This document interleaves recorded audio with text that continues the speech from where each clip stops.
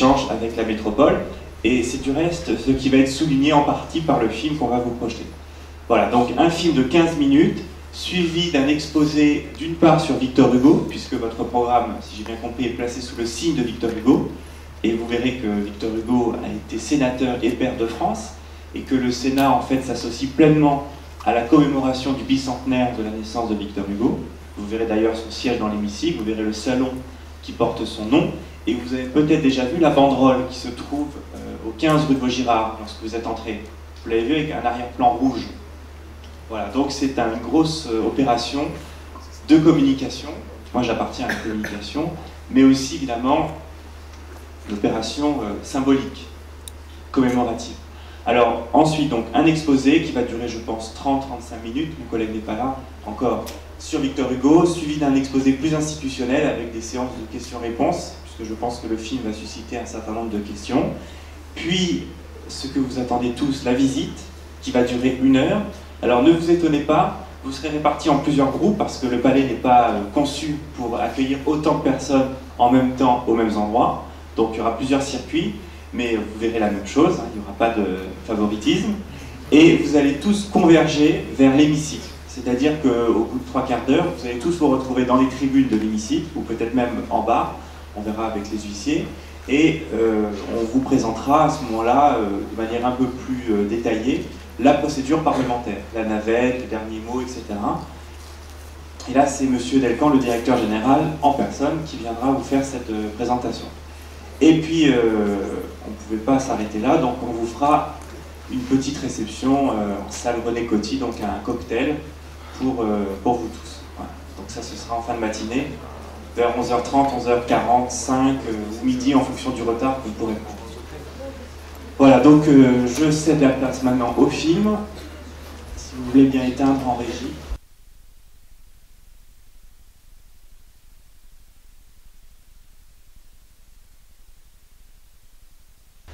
Alors tout d'abord, Victor Hugo, pair de France.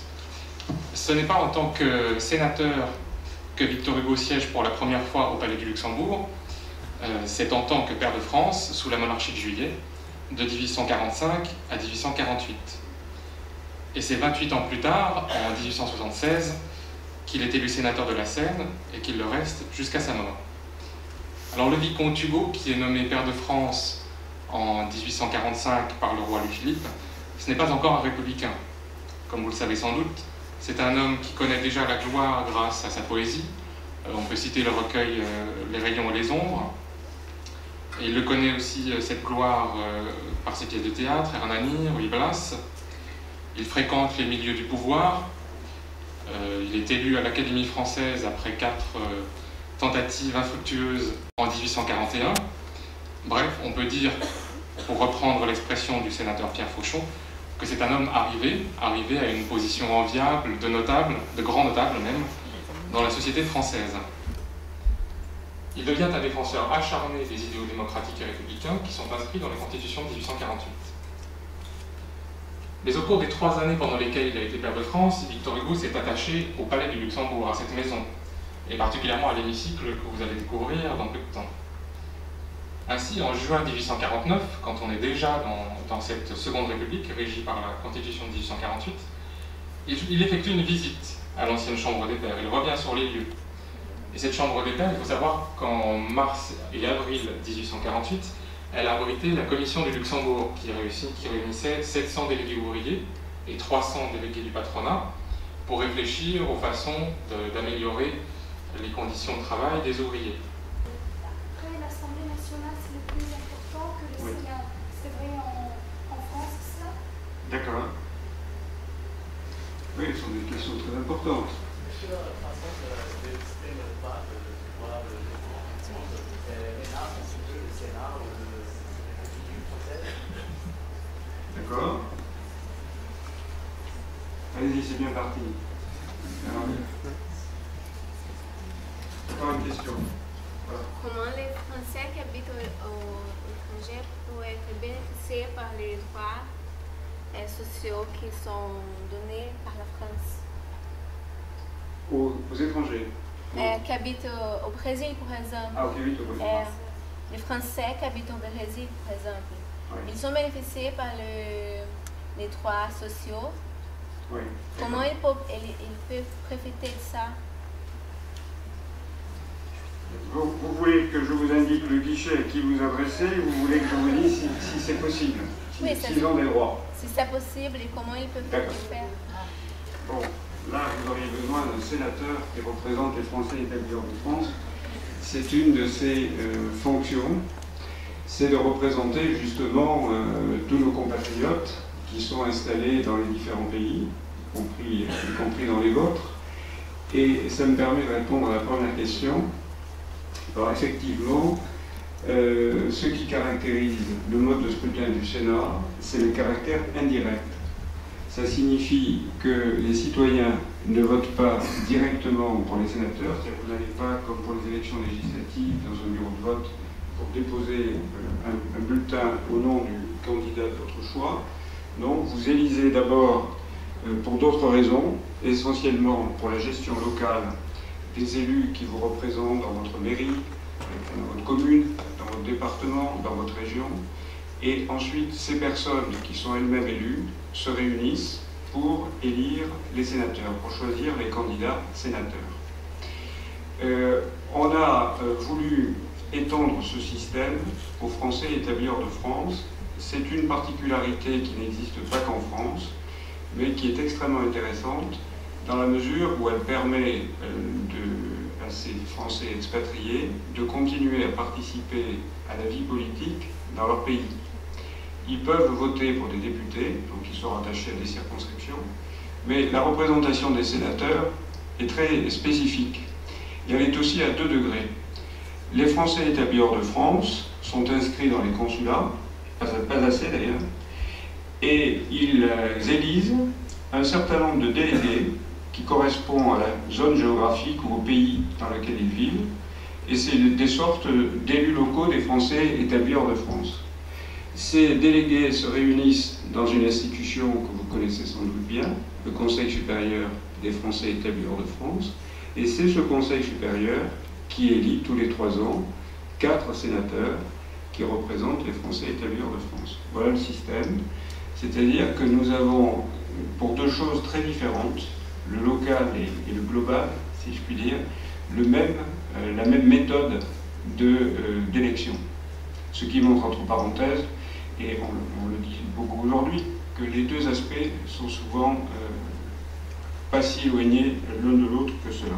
Considérer qu'il était bon qu'il y ait un organe permanent qui représente en quelque sorte les grands principes de fonctionnement de l'État. Et si vous observez un petit peu ce qui se passe autour de vous, vous apercevez que très souvent, les secondes chambres, en tout cas les secondes chambres les plus anciennes, ont en même temps des fonctions de justice constitutionnelle, ou en tout cas des fonctions juridictionnelles importantes. C'est le cas par exemple de la Chambre des Lords d'aujourd'hui en Grande-Bretagne, même après sa réforme. Elle représente une 2e chambre, mais aussi c'est la plus haute instance judiciaire du Royaume-Uni, enfin une de ses parties. Cette collection-là, enfin ce qu'il y a ici, vous êtes des privilégiés parce que tout le monde ne peut pas les voir.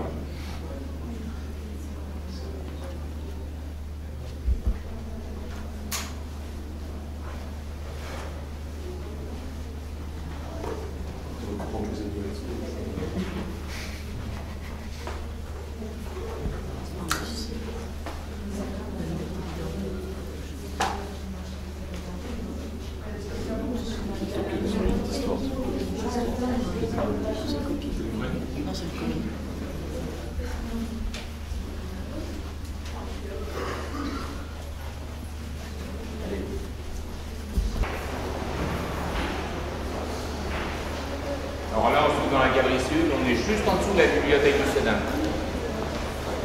On va y aller, on va y remonter, on ira la visiter. Et imaginez-vous,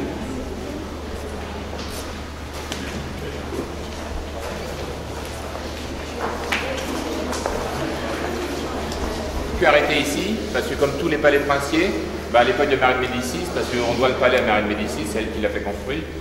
Est-ce que vous savez qui était Marie de Médicis? Oui. C'est évidemment reine de France, elle est venue d'une descendance très très riche d'Italie, de Florence. C'est C'est eux qui gouvernent la Florence. Voilà. Mais c'était la femme de qui? C'était la femme de Henri IV. Voilà. Et donc quand Henri IV a été assassiné, elle voulait tout rester dans Paris, elle a acheté un petit hôtel particulier, qui est l'hôtel du Petit Luxembourg, et elle a acheté tout le domaine autour, elle a fait construire son palais. Et donc, comme tous les palais princiers, l'entrée principale était au centre du palais. Maintenant, toutes les entrées officielles, on va y aller, sont dans l'aile ouest. Et ici, il y avait un escalier qui desservait les appartements au premier étage. La première transformation, quand il y a eu Napoléon Ier, quand il a créé le premier Sénat conservateur, il a demandé à l'architecte de l'époque de fermer, de casser l'escalier et de reconstruire l'autre escalier. Et cet architecte, si vous allez voir en dessous de l'Arc de Triomphe, vous retrouverez les mêmes décorations, les rosaces et les caissons. C'est Chalgrin, c'est l'architecte qui a construit l'Arc de Triomphe, qui a fait cette transformation. Voilà. Alors maintenant, c'est une entrée administrative. Là, vous avez un bureau de poste à part entière, et ce sont des gens de la poste qui sont détachés ici. Quand le Sénat va siéger, si on est là à 2-3 heures du matin, ce qui arrive souvent, bah, le bureau de poste sera ouvert. Si un sénateur va envoyer un télégramme à 3 heures du matin, il pourra venir. Quand le Sénat siège, tous les services du Sénat sont ouverts. Ouais. Pas de loin. Bah oui, de loin, de là. Avec tout le groupe. Vite. Avec le mien.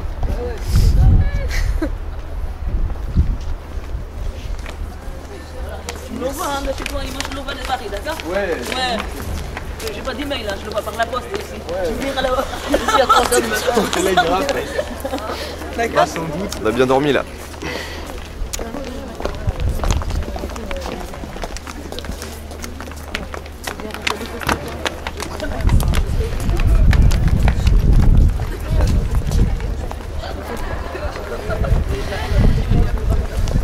Bah quoi, j'avais sommeil, j'étais pas le seul, hein, ça va. C'est bon, t'as allumé le micro? Bon. J'espère que ça va être confortable là où on va.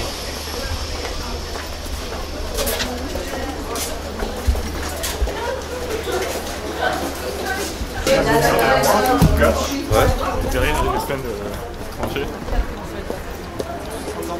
Pas tous. On va rentrer ici, mais voilà. Là-bas, c'est le Petit Luxembourg, c'est là où habite le président du Sénat, M. Poncelet. Mais au départ, Marie Médicis a acheté cet hôtel particulier et elle a fait construire tout le reste autour. Elle a acheté tout le domaine, il y a 27 hectares en tout avec le jardin. Le jardin du Luxembourg fait partie du Sénat. Les jardiniers, les gardes du jardin, tout ça, ce sont des personnels du Sénat. Voilà. Mais au départ, le Petit Luxembourg, la demeure du président. Le deuxième personnage de France. Après le président de la République. On a eu c'est M. Bonstein qui aurait pris la place en attendant qu'on réélise un deuxième président. Mais bon, ça s'est bien passé. Ça s'est bien passé, il était sauvé. C'est pas le Premier ministre alors qui reprend. Non, non. Le Premier ministre, c'est le président c'est le chef du gouvernement. Mais en cas de vacances de présidence de la République, c'est toujours le président du Sénat. Monsieur Poher, lui, a fait 2 intérims. Il a été président du Sénat pendant 24 ans, 25 ans. Et 2 fois dans sa carrière, il a tenu la présidence de... Bah, il y a eu le décès de M. Pompidou et... On va rentrer par là.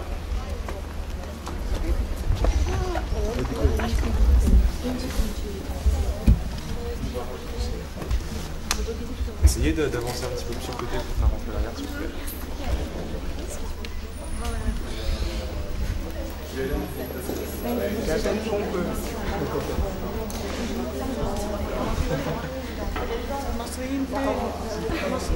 En fait, ça a l'air de ça lorsqu'on va dans la chambre.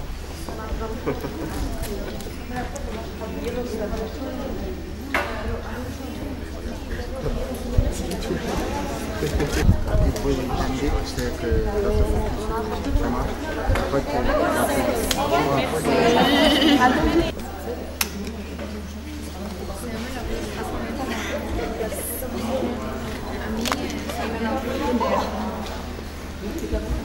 Alors je vous présente chez moi. Donc bon alors on peut croire que c'est agréable de vivre ici quoi. Mais ce qui est assez embêtant c'est les marches parce qu'il y en a énormément. Et alors il suffit que j'ai oublié quelque chose dans ma chambre avant d'aller au lycée le matin Et je suis obligé de faire 3 km et de monter ces 3000 marches là pour aller le chercher. C'est très très éprouvant. Donc je préférerais à la limite vivre dans un KGB, quoi, j'aurais tout à portée de la main.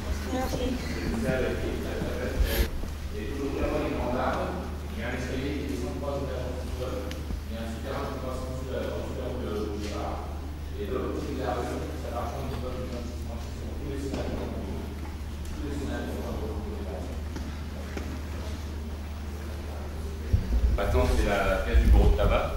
On y vend du tabac, c'est le même prix qu'à l'extérieur. Soyez pas déçus, c'est fermé, mais voilà. Un sénateur qui a besoin de... Je vous dis, c'est une petite ville. Un sénateur qui est fumeur, s'il est en séance de nuit, qui a envie de fumer, il pourra venir ici. Là, il y a le bureau des transports. Le bureau des transports va mettre à la disposition des sénateurs tout ce qu'ils ont besoin pour voyager, que ce soit pour aller dans Paris, leur donner un taxi, pour un billet d'avion. Ils vont s'occuper des sénateurs. Ils sont là pour ça.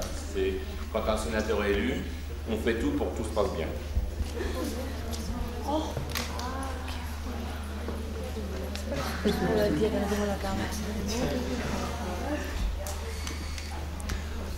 Je crois que c'était plus petit, hein, ça me paraissait plus grand. C'est pour ça que j'ai dit, allez-y doucement, c'est des photos, et puis vous n'avez pas encore fini, il y a encore plein de choses à faire. Alors ici, non, les 80 sénateurs, il y a maintenant place pour le faire sauver, parce qu'il y a eu les charges de France. 1, 2, 3.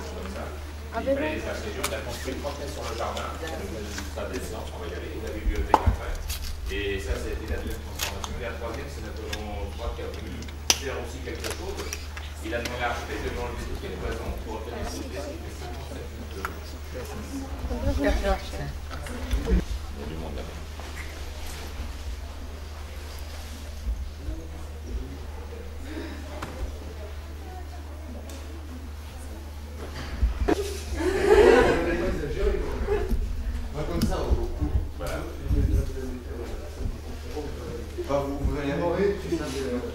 Tout à l'heure en sortant. On va voir tout à l'heure. Alors je me suis arrêté ici parce que...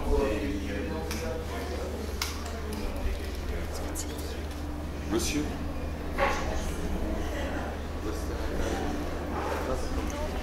Alors là, vous êtes dans la bibliothèque nationale, il y a entre 400 et 500 000 ouvrages à peu près. Quand on m'a demandé monsieur, c'est une bibliothèque à part entière, il n'y a pas uniquement des ouvrages politiques ou des textes de loi. On va y trouver tout ce qu'on peut trouver dans une bibliothèque. Il y a même une bande dessinée que le Sénat a éditée il y a quelques années, enfin il y a une dizaine d'années. Vous voyez, c'est vraiment une bibliothèque à part entière. Alors, bien sûr, tout n'est pas ici.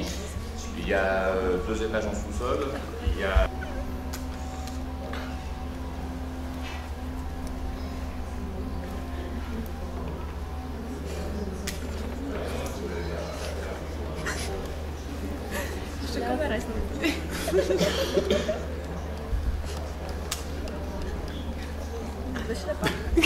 Magnifique.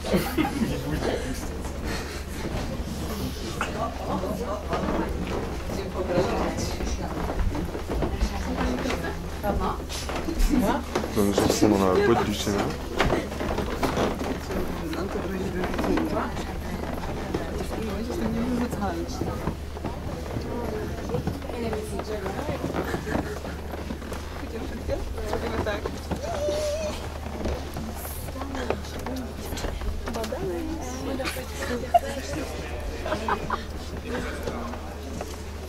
Temu tłumowi. Już idziemy. Będziemy mówić. On s'assoit, on arrête un peu les photos. Maintenant, au groupe, on va pouvoir discuter. Je suis déjà fait engueuler. Après, on reste à notre place, on évite de bouger tout le temps. D'accord ?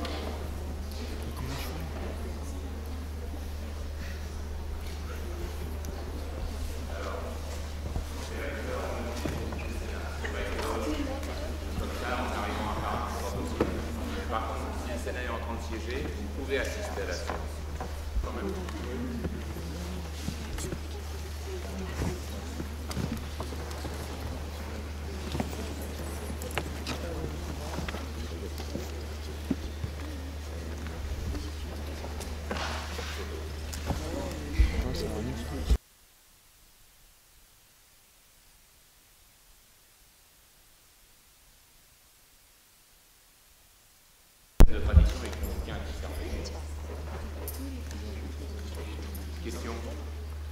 Là-dessus, j'avais une question. Non, parce que l'origine du palais, c'est arrivé là, et ça a été construit pour... il y a eu le premier sénat conservateur, Napoléon, c'est ce que disait la groupe. Voilà. Là, c'était la place de Victor Hugo. C'est vrai qu'il a été sénateur.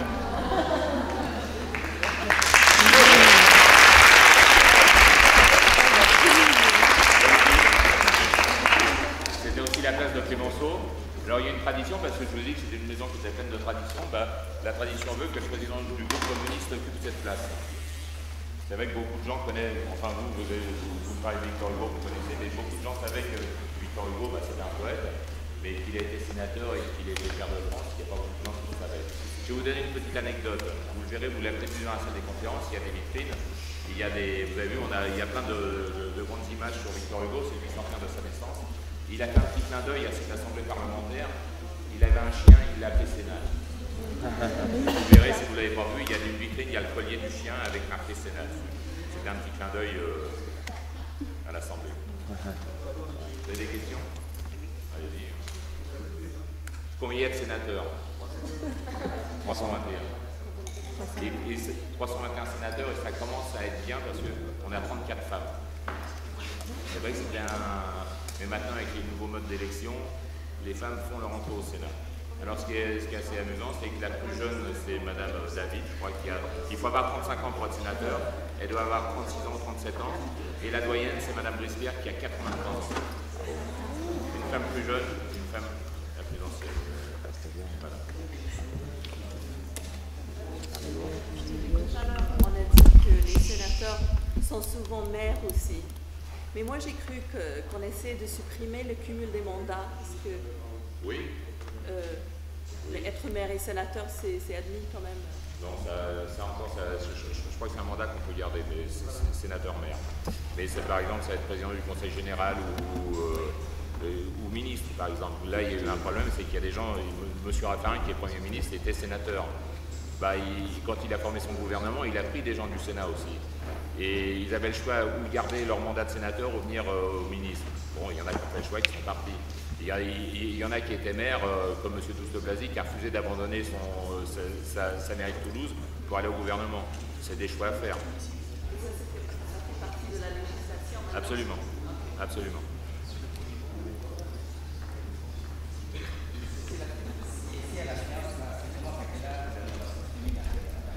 On sait toujours quand ça commence, maintenant on sait quand ça va finir, ça peut commencer à 9h le matin, ça peut commencer à 15h l'après-midi, et généralement maintenant ça va à minuit et demi, 1h du matin. Moi, pour moi ça fait une vingtaine d'années que je suis là, j'ai vu commencer à 8h le matin et finir le lendemain à 8h du matin, siéger 24 heures. Mais ça n'existe plus. Bah oui, parce qu'avant on siégeait 2 fois 3 mois, maintenant on a arrêté, on a changé la constitution, et on travaille 9 mois dans l'année. Bien sûr, avec des vacances parlementaires, on ne peut pas être là pendant 9 mois sans arrêter.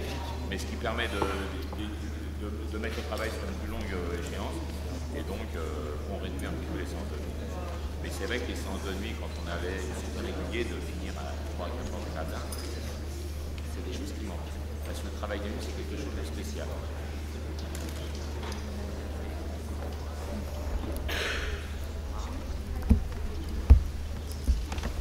Alors, justement, quand je parlais de changer de la Constitution, vous savez que quand on va changer la Constitution, quand on va réunir le Parlement, c'est-à-dire réunir l'Assemblée nationale et le Sénat, ici ils sont 321, à l'Assemblée nationale ils sont 577, il faut trouver une salle pour les réunir. Alors si vous allez au château de Versailles, vous y avez été, non? Vous allez y aller? Vous avez été? Alors quand vous allez au château de Versailles, vous êtes dans la cour devant Louis XIV, là qui est sur son cheval, toute l'aile droite appartient au Sénat et l'aile gauche appartient à l'Assemblée nationale. Et juste au-dessus de l'aile de l'Assemblée nationale, il y a une salle des séances où on réunit le congrès à Versailles qui fait 1000 places. Donc voilà, quand on réunit le congrès, on réunit l'Assemblée nationale et le Sénat, c'est à Versailles. C'est le seul endroit où il y a une place pour recevoir 1000 personnes.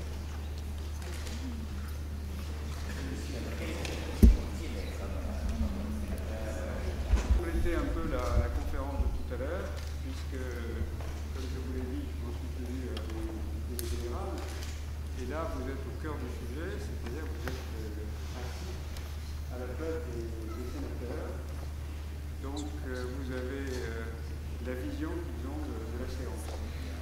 Et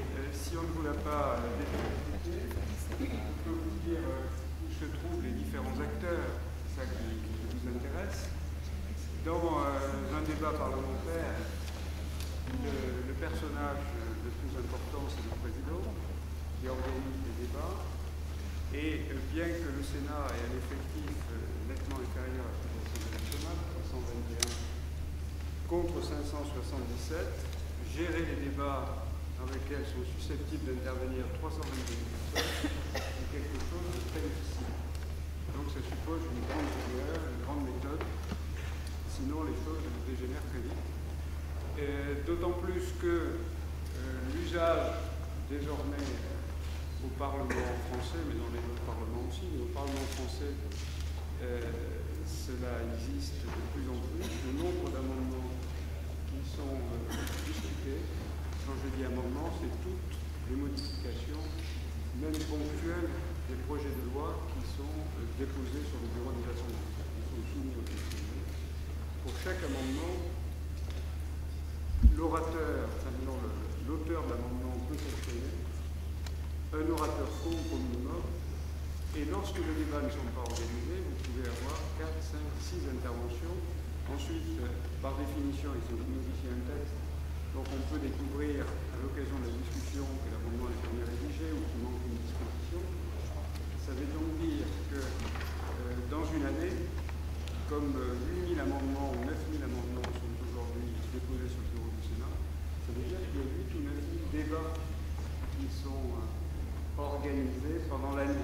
Quand je dis le débat, c'est des mini-débats. Autrement dit, il ne faut pas imaginer une discussion parlementaire comme quelque chose de très rapide qui porte uniquement sur les principes. Il y a le débat sur les principes, mais l'essentiel est un débat extrêmement technique qui montre que la nature du débat parlementaire a beaucoup évolué avec le temps.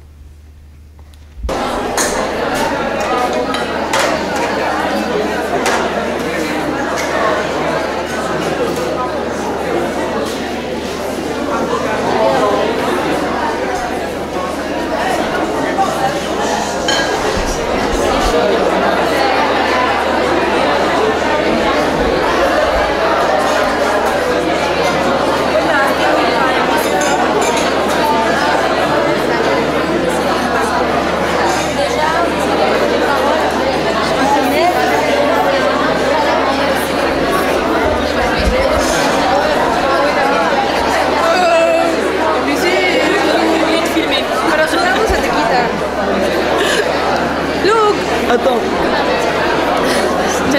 Attention.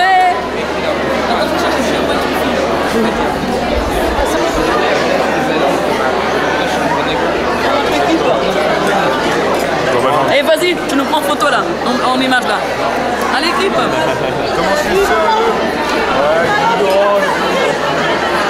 Tu nous as pris, hein, tu nous as filmé, j'espère. Une fois que tu acceptes.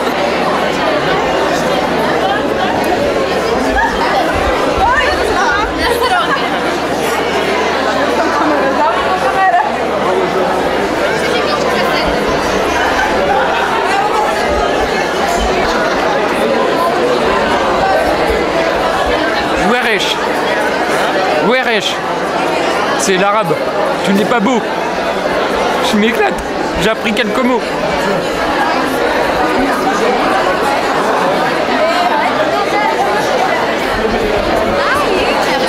De rien.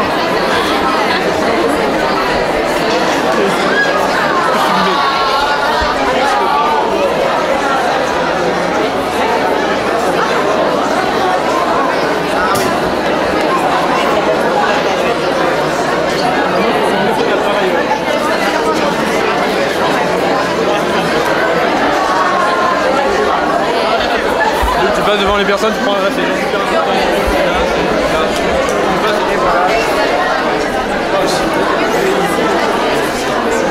Vas-y, filme ton client. Il filme. Et n'hésite pas à prendre des photos aussi avec.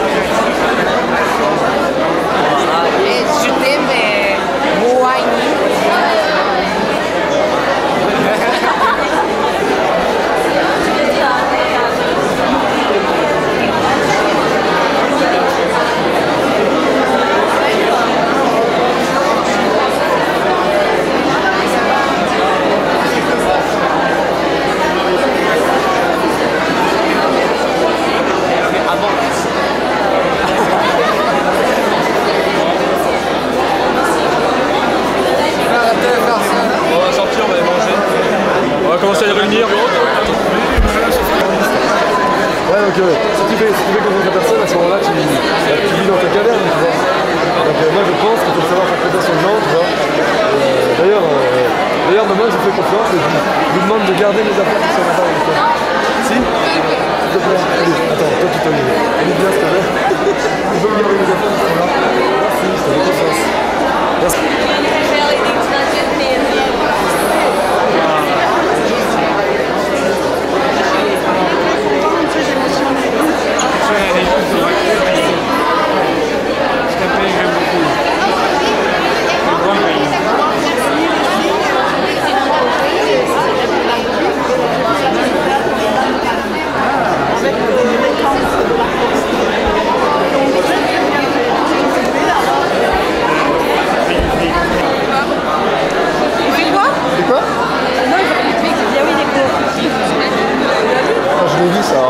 Donc je l'ai pas vu, je peux rien dire.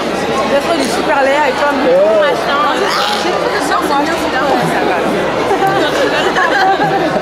La culpa, j'ai rien dit. Ouais, la classe. Sérieusement, Là, tu coupes au montage. Hein. Non, je déconne pas. Goofy. En France, Voilà. Écoute, il bouffe. C'est una parolaccia. Non, c'est Marie.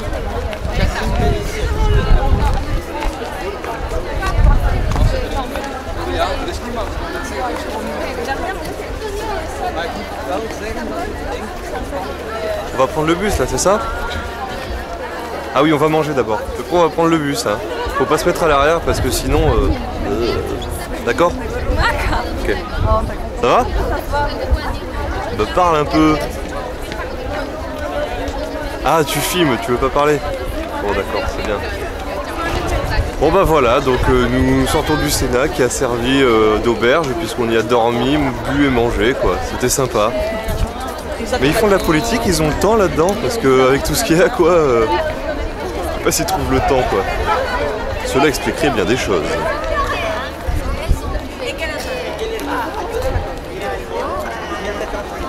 Ana, ven, que hablamos con Ya hablé con Tatiana. Me dijo que nada más que le tengo Oh, deja de grabar.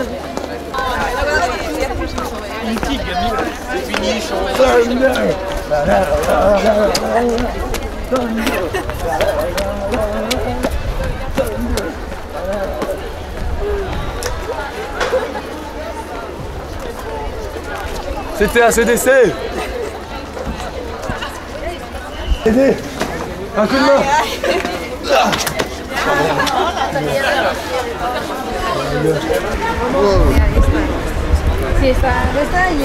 Alors, la sécurité du Sénat est bien garantie puisque c'est Napoléon qui l'assure. En effet, non seulement il a un gilet pare-balles, mais en plus il a toute sa garde nationale qui est embusquée entre les pierres du Sénat. Voilà.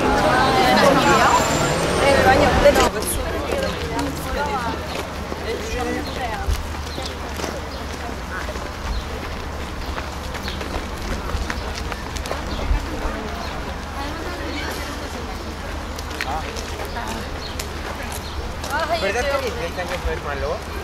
10 años, para un niño de 18.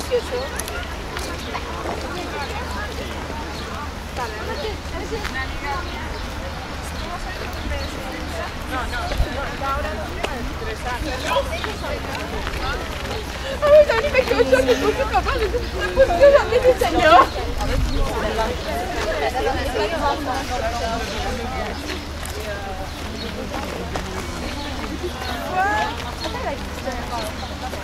Mais en 98, franchement, la France, ils ont battu le Brésil 3-0.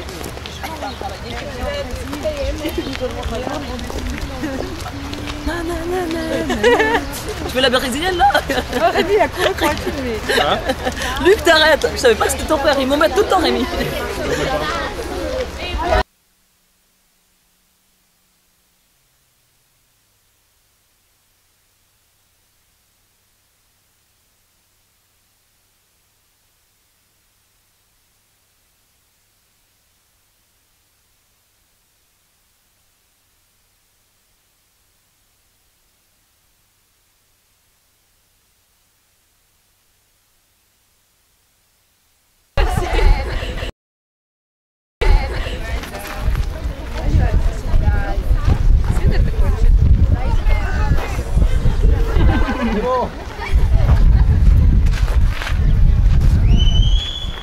Prêt? Cheese.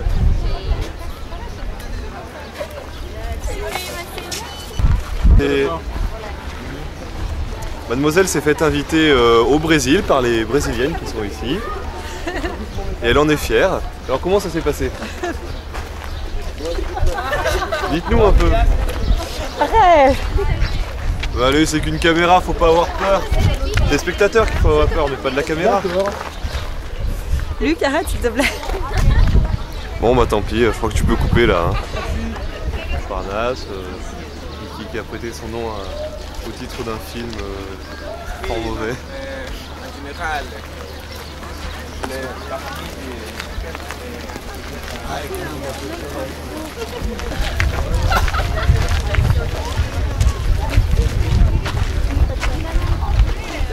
Oui, je connais. Oui.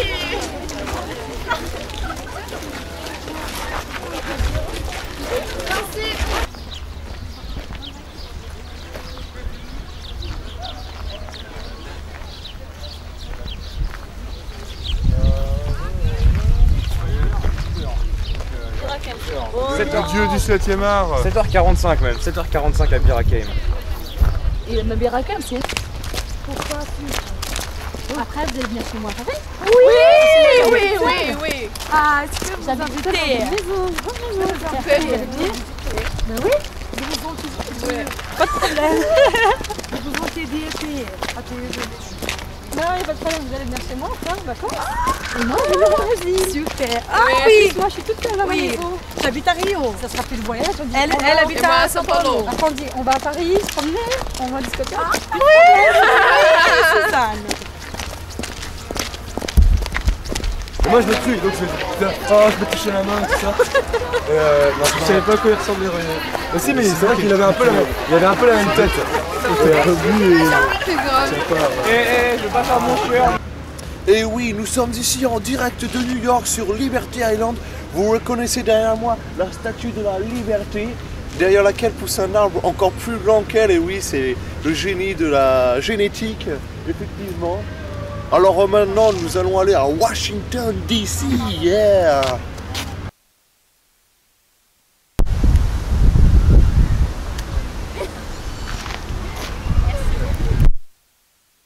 Cet après-midi, vous avez 3 possibilités. Il y a ceux qui sont fatigués, qui veulent rentrer dans leur chambre, qui doivent rester dans leur chambre, qui doivent rester dans leur hôtel jusqu'à 18h30. Tous ceux qui veulent se reposer, se mettre là, à la petite cabane. Personne. Il y en a un. Les autres possibilités.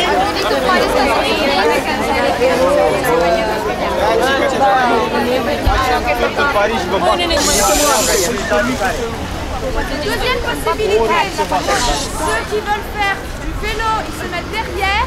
Et troisième possibilité, ceux qui veulent faire plus open tour, ils restent là. D'accord.